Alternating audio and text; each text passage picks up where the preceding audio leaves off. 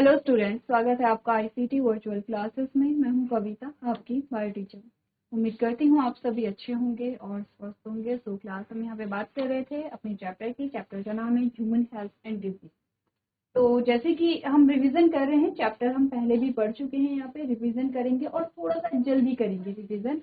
जैसे previous lecture में हमने बेसिक सी चीजें समझी है। देखो, ये सारी चीजें बेसिक सी हैं और हमें आती हैं। हमें बात करनी है यहाँ पर किसके बारे में? टॉपिक क्या दिया था आपको होमवर्क में? क्या दिया था? इम्यून सिस्टम के बारे में एंड इम्यूनिटी के बारे में थोड़ा सा बात करेंगे। हमारा इम्यून सिस्टम वर्क कैसे करता है, ठीक है। तो देखो, सबसे पहले तो इम्यून सिस्टम को समझते हैं। इम्यून सिस्टम में कौन कौन से पार्ट्स यहाँ पे इंक्लूड होते हैं, ठीक है। अब यहाँ पे देखो, जो भी पार्ट्स आपको दिखाई दे रहे हैं उनकी लोकेशन भी आपको मिल रही है। जैसे कि थाइमस, ये आपके जस्ट हार्ट के सामने जो है वो आपके थाइमस है, ठीक है। जो आपके लिम्फ नोड हैं यहाँ पर, आपके जो अपेंडिक्स है यहाँ पे, स्प्लीन जो है, बोन मैरो जो है, ठीक है। अपने का ये जो अगेन लिम्फ नोड्स आ जाते हैं, टॉन्सिल्स यहाँ पर आपके आ जाते हैं। अच्छा, बोन मैरो क्यों दिखाई गई है? क्योंकि बोन मैरो में जो सेल्स बनेंगी वो बहुत इंपॉर्टेंट पार्ट बनाती हैं आपके इम्यून सिस्टम को। कौन से वो सेल्स है?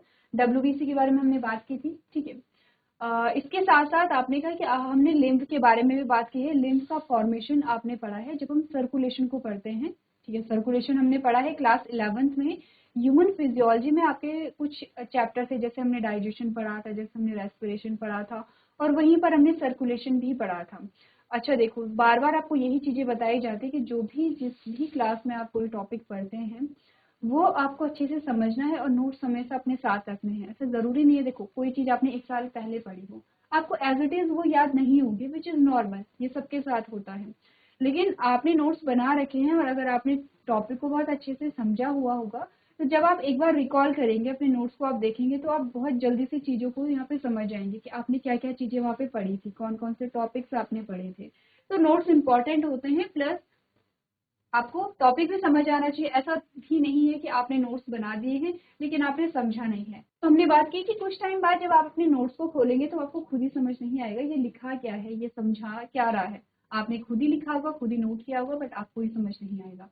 तो सबसे पहले है कि टॉपिक को समझना है, ठीक है, और उसके नोट्स जो है वो इम्पोर्टेंट है। तो देखो, वहां पर जब हमने सर्कुलेशन की बात की थी तो हमने बात की थी यहाँ पर लिम्फ का फॉर्मेशन कैसे होता है उसके बारे में हमने बात की थी। जैसे कि ये हमारी ब्लड वेसल्स है, ठीक है, ये ब्लड वेसल्स है हमारी, और ये क्या होंगी, ब्लड को लेकर के आ रही होंगी, और ये हमारे कोई सेल है, ये हमारी कोई सेल है।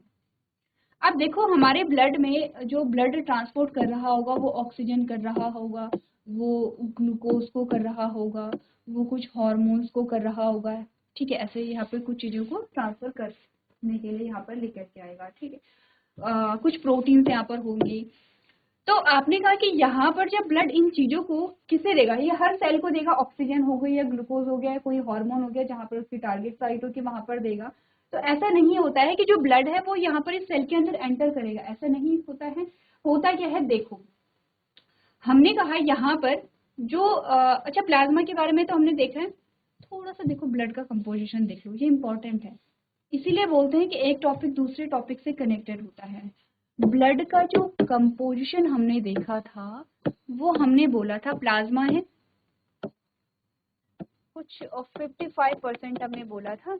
देन हमने बोला था ब्लड सेल्स है, ठीक है। ये ब्लड सेल्स मैं पूरा नहीं लिख रही हूँ, और कुछ 45% इसमें है, ठीक है। अच्छा बताओ, प्लाज्मा में हमने मेनली दो पार्ट क्या देखे थे? एक प्रीवियस जो आपका लेक्चर था वहां पर भी आपको बताया गया था, ठीक है।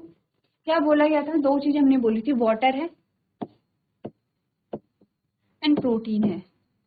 इसमें भी मैक्सिमम जो है वो आपका आता है क्या, वाटर, जिसमें 92% 90 से लेके 92% तक जो है वाटर का होता है, और इसमें बाकी कुछ छोटी छोटी प्रोटीन होती है। मेनली हमने एल्ब्यूमिन के बारे में बात की थी, ग्लोबुलिन के बारे में बात की थी, फाइब्रिनोजन के बारे में बात की थी, ठीक है। अच्छा, ये जो आपकी क्या है, जो ग्लोबुलिन है वो इम्पोर्टेंट है आपके इस चैप्टर के लिए। एल्ब्यूमिन जो लिवर बनाता है, फाइब्रिनोजन जो लिवर बनाता है, ग्लोबुलिन हमने कहा था अल्फा बीटा एंड गामा, तीन प्रकार की यहाँ पर ये होती हैं, ये प्रोटीन होती है, alpha globulin, beta globulin and gamma globulin. जो इसकी गामा ग्लोबुलिन होती हैं वो एक्चुअली में बनाते हैं अच्छा, इनको एंटीबॉडीज इनका नाम है, ठीक है, इनका नाम एंटीबॉडीज है। कौन बनाते हैं ये आपको आगे समझ में आ जाएगा, क्योंकि रिवीजन है तो हो सकता है कि आपको पता हो कि कौन बनाता है और किस लिए बनाता है। तो ये कुछ प्रोटीन हो गई है, ये तो प्लाज्मा वाला पोर्शन है। बाकी ब्लड सेल्स आप जानते हैं आरबीसी है, डब्ल्यूबीसी है एंड ब्लड प्लेटलेट्स हैं, ठीक है।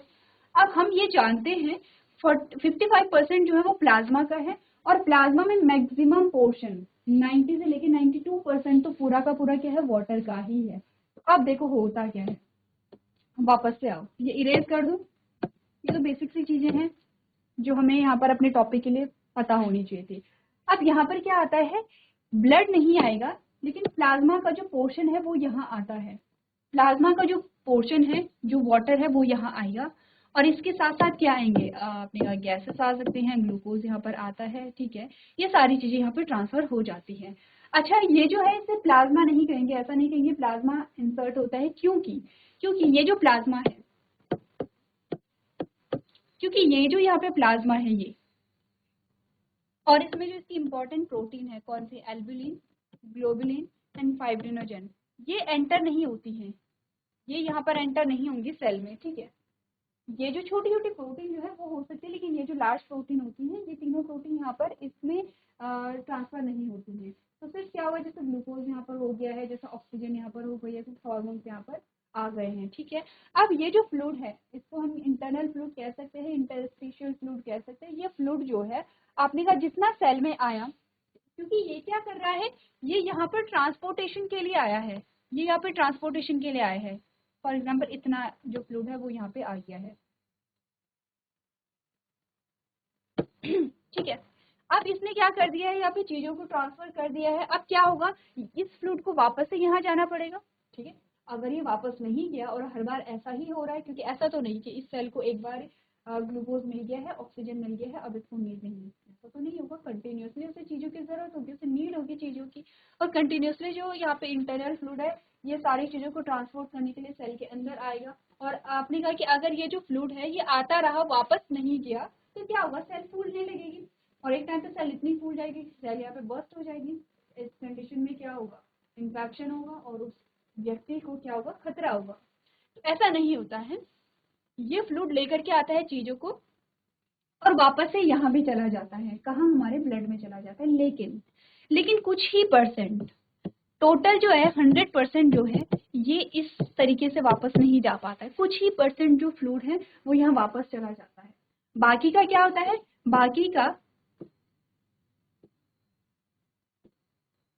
बाकी का ये छोटी छोटी जो कैपिलरीज यहाँ पर बनती हैं, छोटी छोटी जो कैपिलरी बनती हैं, इन कैपिलरीज में आ जाता है,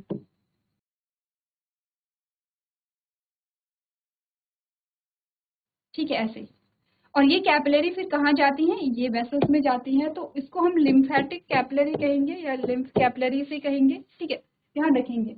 और इसको हम लिम्फेटिक वेसल्स कहेंगे, जैसे ब्लड वेसल्स होती हैं वैसे लिम्फेटिक वेसल्स।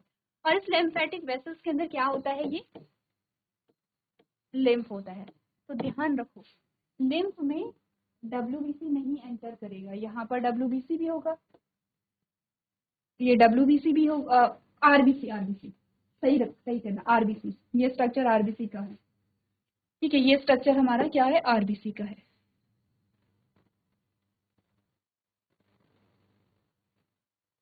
ये हमारी क्या है, आरबीसी है।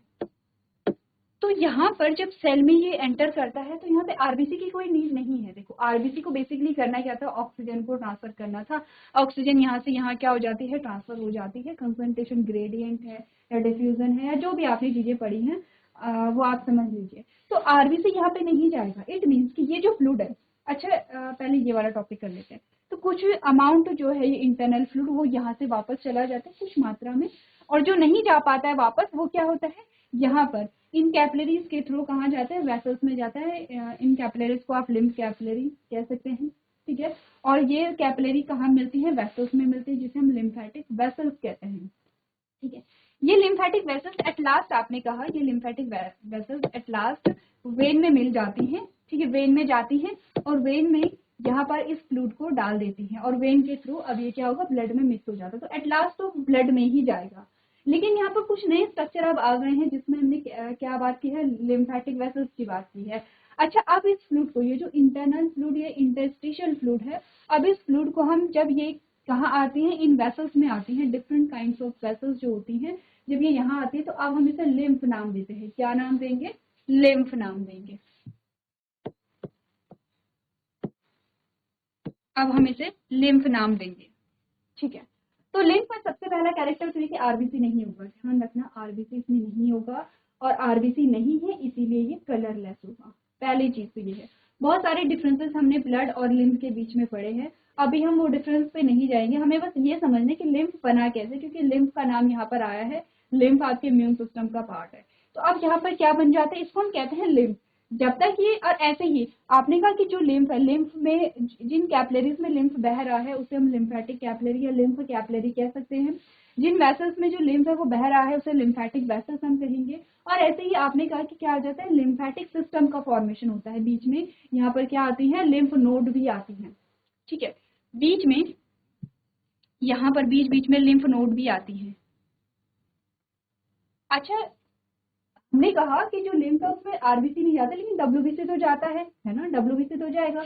अब ये लिम्फ नोड का काम क्या होता है, ये जो हमारे पास नया स्ट्रक्चर आया है ये वाला, जिनको हम क्या कह रहे हैं, लिम्फ नोड कह रहे हैं,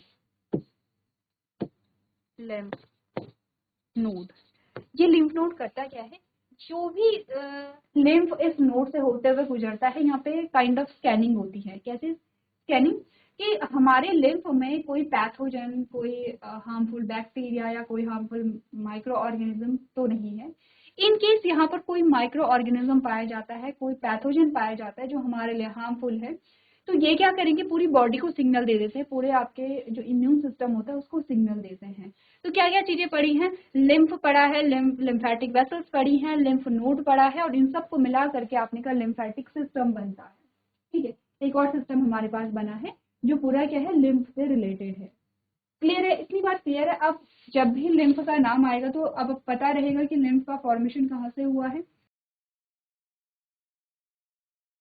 अच्छा, स्प्लीन का भी नाम आपको दिया गया है। स्प्लीन जो है, स्प्लीन से रिलेटेड क्या चीजें पड़ी थी, अभी इम्यून सिस्टम में तो हम स्प्लीन को पढ़ेंगे ही, लेकिन इसके अलावा लिम्फ स्प्लीन के बारे में हमने क्या बात की थी, हमने स्प्लीन को ग्रेवयार्ड ऑफ आरबीसी भी कहा था। क्यों कहा था ऐसा, क्योंकि आफ्टर 120 डेज, 120 दिन के बाद, कोई भी जैसे कोई भी आरबीसी है, और आरबीसी की लाइफ क्योंकि 120 दिन होती है, ठीक है। अब 120 दिन के बाद क्या होता है कि जैसे ही कोई आरबीसी स्प्लीन से होते हुए गुजरती है तो वहां पे बर्स्ट हो जाती है, फट जाती है। ऐसा क्यों होता है, देखो हमारी जो यहाँ पे ये वेसल्स हैं, अब ये वेसल्स क्या बनाती है, छोटी छोटी कैपिलरीज बनाती हैं, ऐसे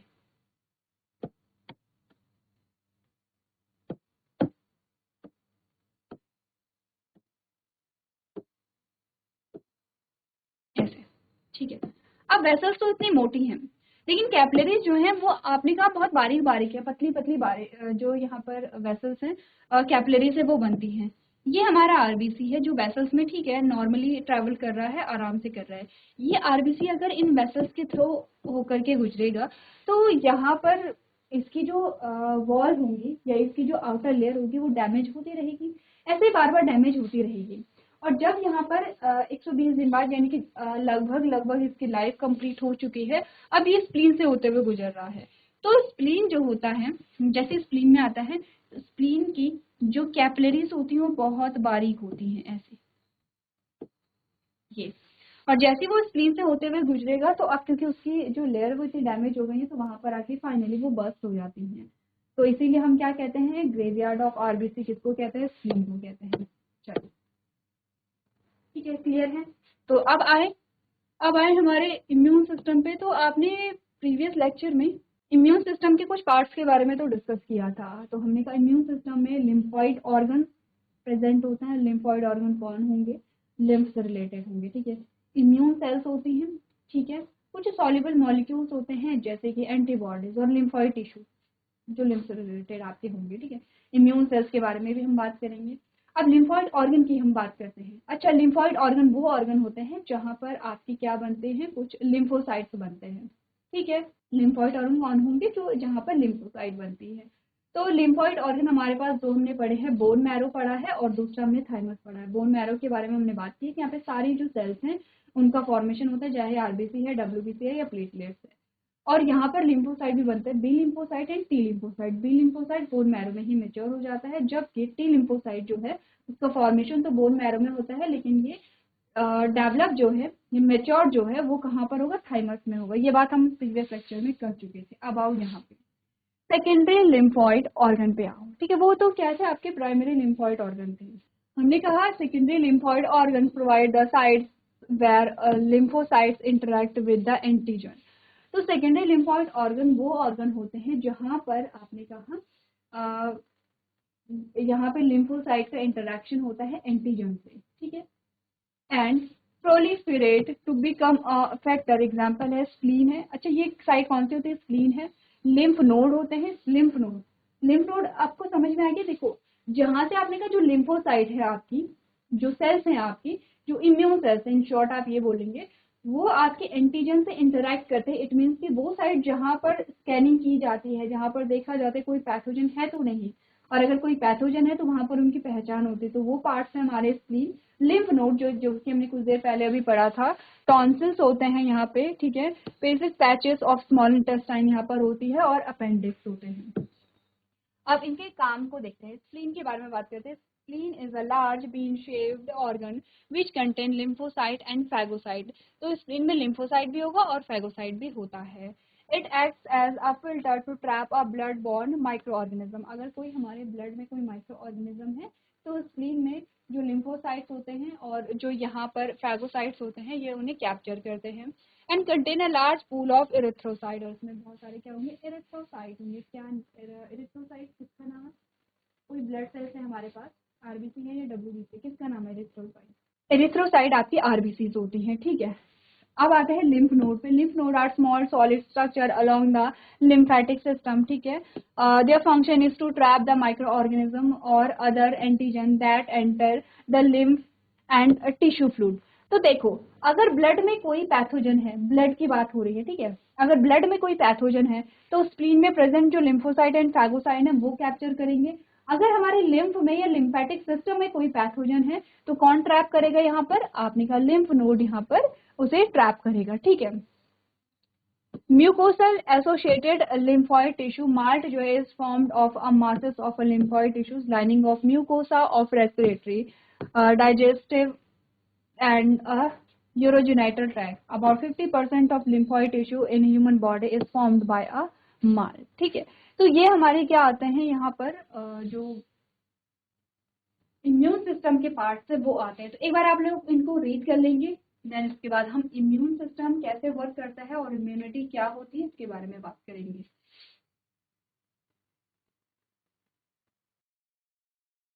चलिए तो आगे बढ़े। अब यहाँ पर ये सारे जो टॉपिक हैं ये हम बाद में समझेंगे। अब बात करते हैं थोड़ा सा इम्यूनिटी के बारे में। व्हाट इज इम्यूनिटी, ठीक है। स्टार्टिंग जो है वो यहीं से करेंगे इम्यूनिटी के बारे में। एक बार पढ़ो, आपने कहा immunity is the body's ability to protect itself from disease causing organism such as virus and bacteria. आपने कहा कि इम्यूनिटी जो है वो हमारे शरीर की क्षमता होती है कि हमारा शरीर किसी पैथोजन से यहाँ पर लड़ सकता है, और कैसे लड़ सकता है, ठीक है। यानी कि कितनी क्षमता के साथ लड़ सकता है वो हमारी इम्यूनिटी होती है। हमारी इम्यूनिटी बहुत अच्छी है, इसका मतलब हमारे शरीर में बहुत ज़्यादा क्षमता है किसी भी पैथोजन से लड़ने के लिए, या अगर इम्यूनिटी कम है इट मीन्स के शरीर में बहुत कम क्षमता है पैथोजन से लड़ने के लिए। तो सिंपली अगर हम कहें कि इम्यूनिटी क्या होती है, जिसको हम रोग प्रतिरोधक क्षमता भी कहते हैं, नाम से पता चल रहा है, रोग प्रतिरोधक, रोगों को रोकने की जो क्षमता होती है हमारे शरीर की, उसको हम इम्यूनिटी या रोग प्रतिरोधक क्षमता कहते हैं। The body's immune system release antibodies to fight off pathogens which prevents the disease, ठीक है। चलो ये जो सेंटेंस है इसको हम बाद में डिस्कस करेंगे, पहले बात करते हैं इम्यूनिटी के बारे में। तो यहीं पे देखो, इम्यूनिटी जो है वो दो प्रकार की होती है। अब देखो ये आपका रिवीजन चल रहा है तो आपको चीजें जल्दी से रिकॉल होनी चाहिए कि यस ये टॉपिक हमने पढ़ा हुआ था। एक होती है इनेट इम्यूनिटी, ठीक है। जिसको हम कहते हैं कि जो जन्मजात हमारी जो रोगों से लड़ने की क्षमता होती है, और एक होती है एक्वायर्ड इम्यूनिटी जिसको हम कहते हैं जो हम बाद में अर्जित करते हैं, जो हम बाद में प्राप्त करते हैं। अच्छा, इनेट इम्यूनिटी जो है, जैसे कि हमने कहा, एग्जाम्पल देखते हैं और फिर हम देखेंगे इनेट इम्यूनिटी का मतलब क्या होता है। जन्मजात जो हमें जन्म से मिली है, ठीक है, जब हम पैदा होते हैं, जो न्यूबॉर्न होता है उसमें ये एबिलिटी, ये जो क्षमताएं हैं वो पाई जाती हैं। जैसे कि फिजिकल बैरियर उसकी बॉडी में पाए जाएंगे, जैसे कि स्किन यहाँ पर हो जाता है, जैसे कि म्यूकस यहाँ पर होता है, ठीक है। स्किन जो है वो हमारी क्या है, फिजिकल बैरियर है, जो कि किसी भी पैथोजन को हमारी बॉडी में एंटर नहीं करने देती है। हमने कहा कि हमारे चारों ओर बहुत सारे माइक्रो ऑर्गेनिज्म हैं। अब ऐसा तो नहीं कि वो हमारी स्किन को पेनिट्रेट कर पा रहे हैं, नहीं, बहुत कम या बहुत कुछ ऐसे होंगे कि जो यहाँ पर हमारी स्किन के आर पार जा पा रहे होंगे। अदरवाइज मैक्सिमम जो पैथोजेंस हैं, जो माइक्रो ऑर्गेनिज्म है, वो हमारी स्किन के आर पार नहीं जा सकते हैं।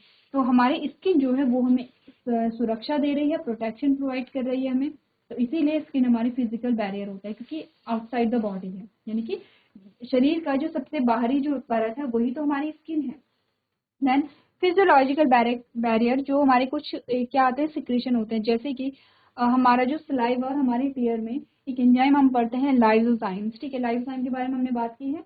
अच्छा, आपको ध्यान होगा जब हम बायोटेक्नोलॉजी पढ़ रहे थे और वहां पर हम बात कर रहे थे आइसोलेशन ऑफ डीएनए, जब हम डीएनए की आइसोलेशन कर रहे थे, याद है बायोटेक्नोलॉजी में हमने क्या कहा था कि किसी एक सेल का जो जेनेटिक मटेरियल किसी दूसरे सेल में हमें क्या करना है, ट्रांसफर करना है, या किसी एक जीव का जेनेटिक मटेरियल किसी दूसरे जीव में हमें ट्रांसफर करना है। अब उसके लिए पहला जो हमारे पास स्टेप आया था वो था आइसोलेशन ऑफ डीएनए। उसको उससे हमें एक सेल से नेकेड डीएनए यहाँ पर लेना है। उसके लिए हमें सेल वॉल भी तोड़नी है, तो सेल मेम्ब्रेन भी तोड़नी है, कुछ प्रोटीन जो है वो भी हमें तोड़ने हैं, आरएनए है तो वो भी हमें तोड़ना है, और हमें सिर्फ और सिर्फ अपना क्या चाहिए, यहाँ पे डीएनए चाहिए। तो इसके लिए जब सेल वॉल को तोड़ने की बारी आई थी तो हमने कहा जैसे कि प्लांट के लिए हम सेलुलेज यूज कर रहे हैं, फंगल सेल के लिए हम यहाँ पे काइटिनेज यूज कर रहे हैं, ठीक है, काइटिन की बनी होती है, वैसे ही बैक्टीरियल सेल की सेल वॉल को तोड़ने के लिए हम लाइसोजाइम का यूज करते हैं, क्योंकि लाइसोजाइम क्या करता है, बैक्टीरिया की सेल वॉल को ब्रेक कर देता है, ठीक है। तो ऐसे ही जो लाइसोजाइम है वो हमारे टीयर्स में भी होता है और वो हमारे सलाइवा में भी होता है। अब ये क्या करते हैं, जैसे ही कोई बैक्टीरिया हमारे फूड में आ गया है जो हार्मफुल है हमारे लिए, तो लाइसोजाइम उसे खत्म कर देता है। सेम वही हमारे टीयर में भी है। अच्छा, लाइसोजाइम होता है हमारे सलाइवा में, हमने पढ़ा जब डाइजेशन पढ़ा था। हाइड्रोक्लोरिक एसिड सेम करता है, अगर कोई हार्मफुल बैक्टीरिया हमारे बॉडी में चला जाता है, हमारे स्टमक में चला जाता है, तो हाइड्रोक्लोरिक एसिड वहां पर उसे नष्ट कर देता है। तो ये हमारे फिजियोलॉजिकल बैरियर होते हैं। सेलुलर बैरियर में मैक्रोफेज एंड न्यूट्रोफिल्स हम पढ़ते हैं, और साइटोकाइंस में हमने यहाँ पे क्या कहा था, साइटोकाइन के बारे में हम धीरे धीरे डिस्कस करेंगे, ठीक है।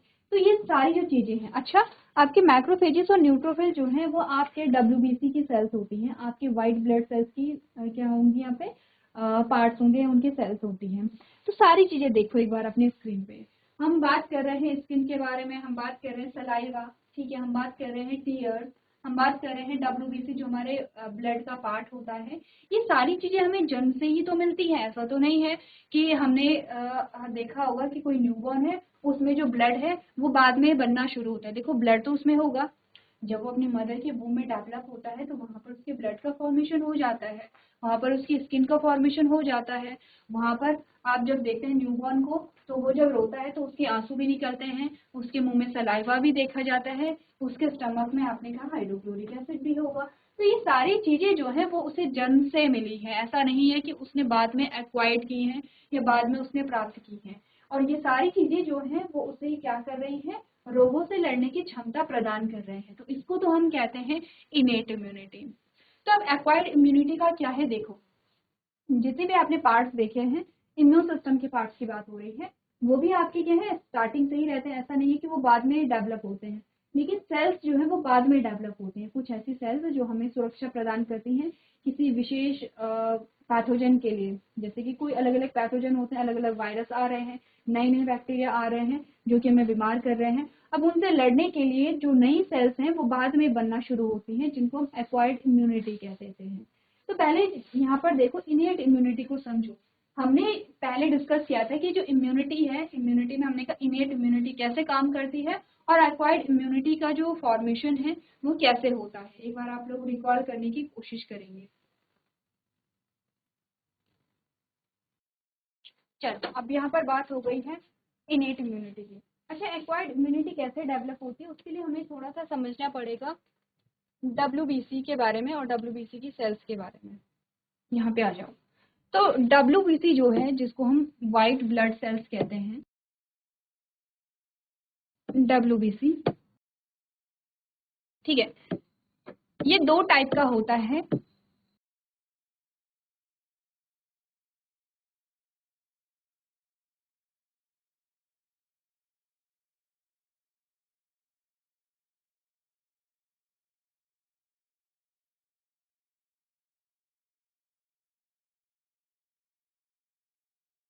ठीक है, अब डिफरेंस पता है, यहाँ पर क्या हो गए, ग्रेन्यूल्स प्रेजेंट नहीं होते हैं और यहाँ पर क्या होंगे, ग्रेन्यूल्स प्रेजेंट होते हैं। एक ग्रेन्युलर साइट में हमने 3 सेल्स की बात की थी, इओसिनोफिल है, बेसोफिल है, न्यूट्रोफिल है, ठीक है। और अगर हम बात करें यहाँ पे ग्रेन्युलोसाइट के बारे में, तो हमने लिम्फोसाइट के बारे में बात की थी एंड यहाँ पर मैक्रोफेजेस की भी बात हुई थी, ठीक है। अब यहीं से हमें पता चलेगा कि जो इनेट इम्यूनिटी है वो कब काम करती है और एक्वायर्ड इम्यूनिटी यहाँ पर कैसे आती है। एक बार आप लोग ये सारी चीजें डिस्कस कर लेंगे। तो चलिए, आज के सेशन में हम इतना ही करेंगे। अभी तक क्लास में बने रहने के लिए आपका धन्यवाद।